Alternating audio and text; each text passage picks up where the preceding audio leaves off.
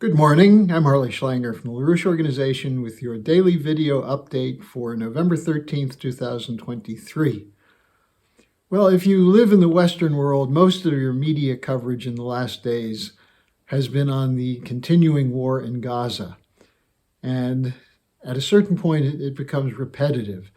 The defense of the Israeli invasion, and at the same time, the cataloging of the catastrophe facing the Palestinians, who are the target of the Israeli invasion.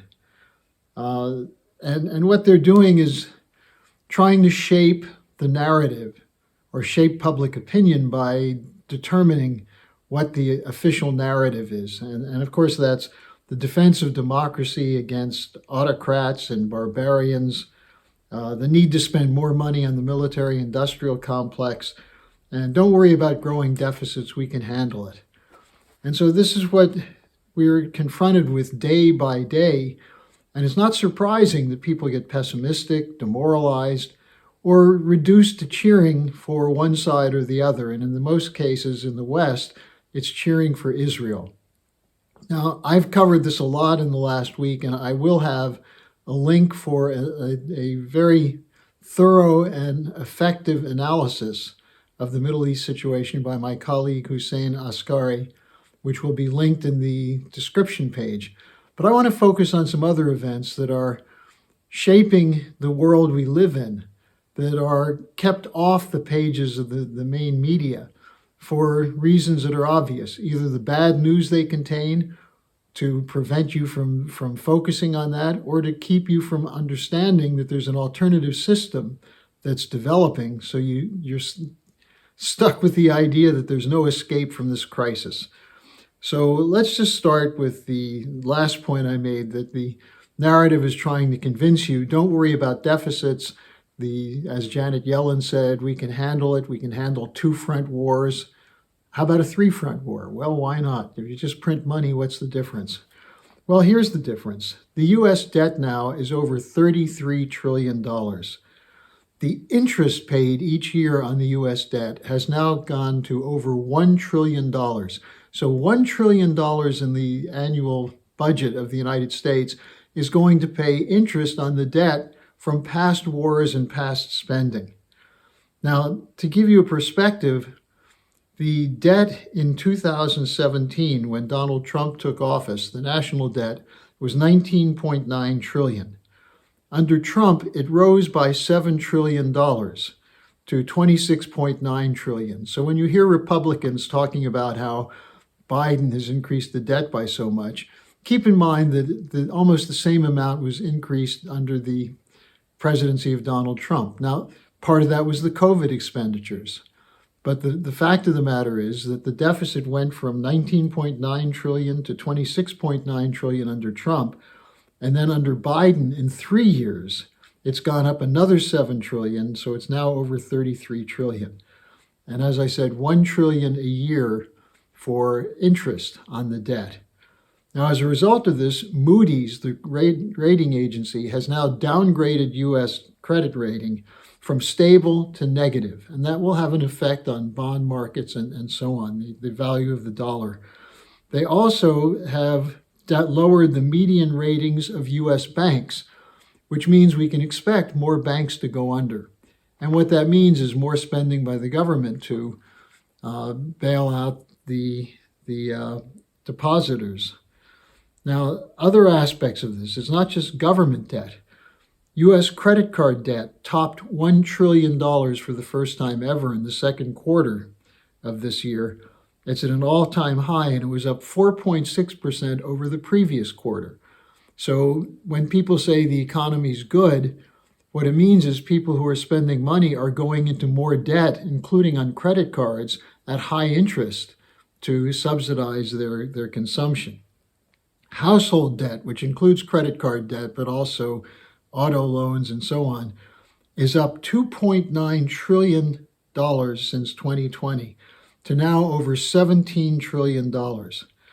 Now, what's one of the consequences of that? Well, this is a staggering figure I just saw. 45% of Americans 18 to 29 years old are living with parents or relatives.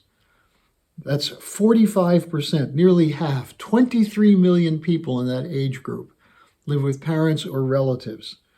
Now, why is that? Well, the average rent for an apartment is now $1,900 a month. Wages are lower because of the move from an industrial economy to a just-in-time service economy. And so what we're seeing is a demographic shift of immense proportions.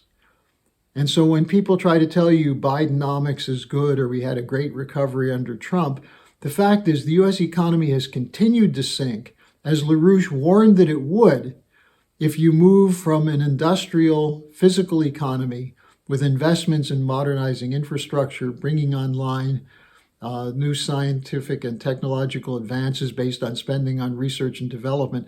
All of that has been cut to keep the debt bubble from imploding. And so that's the status of the economy in the United States right now. But let's look at some other developments which are not so pessimistic, which in fact point to the emergence of this new system, a new paradigm, a new development architecture of the sort that Lyndon LaRouche proposed for investments in infrastructure and scientific and technological advance.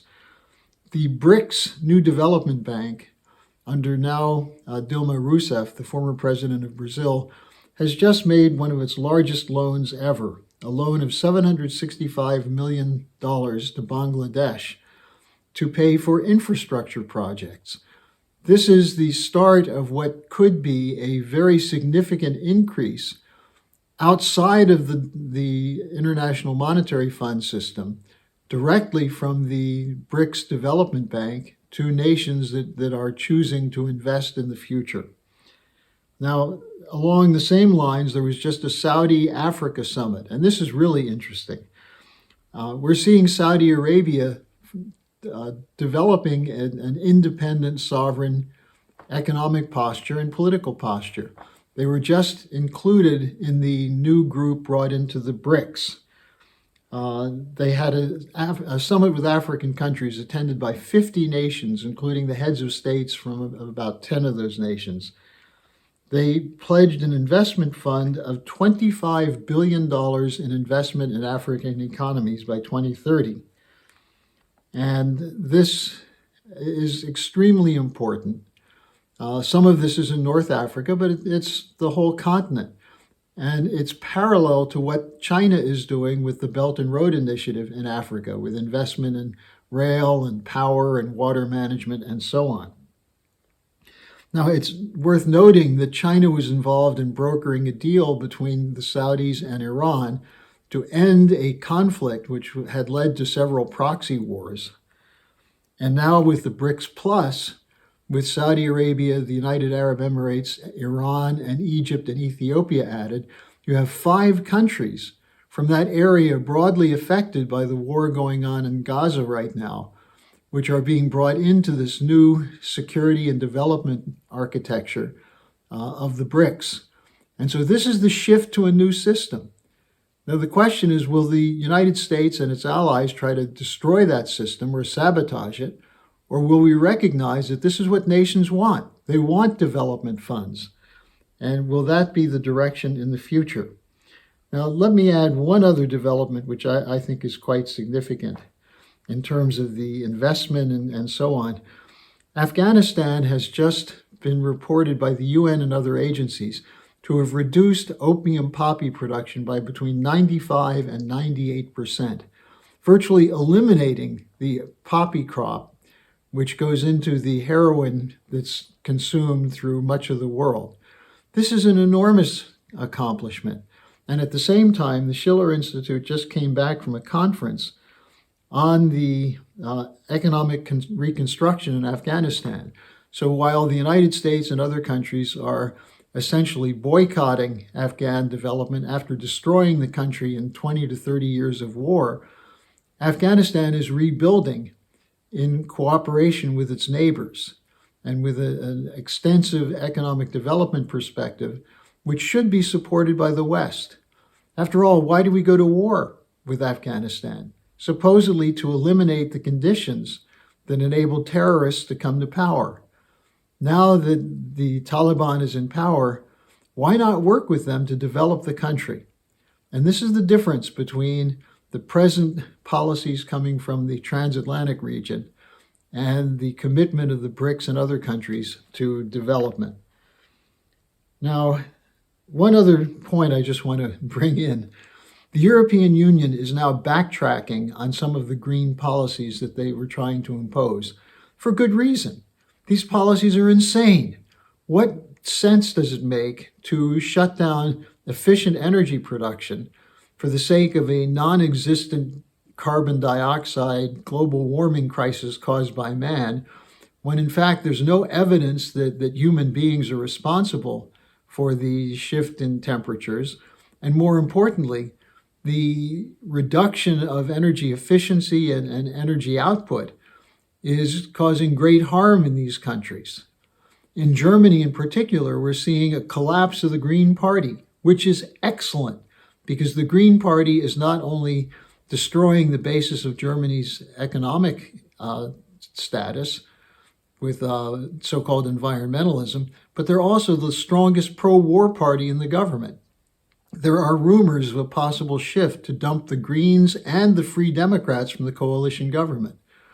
Now, we see the insecurity throughout the West. In the United Kingdom, there's just been a shakeup in the government. The lunatic Suella Braverman, who was the interior minister, has been dropped by Sunak. She's going to be replaced by Cleverly, the inappropriately named defense minister, who's now going over to the interior, the home secretary. And it means that David Cameron, the architect of the Libya war in 2011, is being brought in as the foreign secretary. Well, the shakeup doesn't necessarily mean for the good, but it's clear that governments in the West are undergoing significant changes because the betting on the Ukraine proxy war against Russia has proven that they're idiots. They made a terrible miscalculation. They're doubling down on that with a miscalculation of full support for Israel. And so meanwhile, we're seeing a new system come into place and the old system crashing.